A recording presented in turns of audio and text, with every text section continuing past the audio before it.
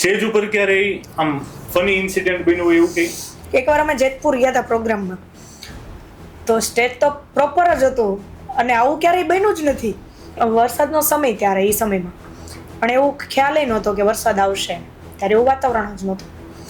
પણ ત્યારે અમે લોકો જ્યારે જે દીકરાનો વારો આવ્યો ત્યારે જ અમે ને આશાબેન ને લાલુબેન બધા બેઠા હતા. તો બહુ પવન આવવા માંડ્યો ને બહુ જ વરસાદ પડવા માંડ્યો. એટલે ચાલુ પ્રોગ્રામમાં હું ગાતી હતી ત્યારે થોડો થોડો પડતો હતો, પણ એવું નહોતું કે બહુ ફાસ્ટ આવશે વરસાદ એમ. ત્યારે બહુ વરસાદ પડ્યો ને ત્યારે સ્ટેજ ઉપરથી નીચે પડ્યું, નીચે એટલે અટકી ગયું.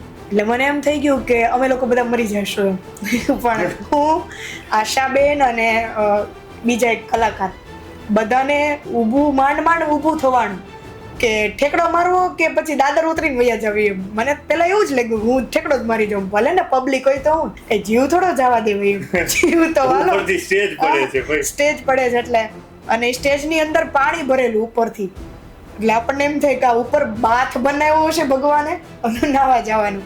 એટલે મેં તો કલાકાર હતા ને કીધું ફટાફટ હાલો હવે અહીંયા ઊભી ઘડી કઈ ન રહેવાય, આ બધું પલળવા માંડ્યું. 5 સેકન્ડમાં પૂરું થઈ જાય. હા, એક બાજુ આ દુઃખદ ઘટના કહેવાય મારા માટે, એક બાજુ અમને બધા ત્યાં હસવું.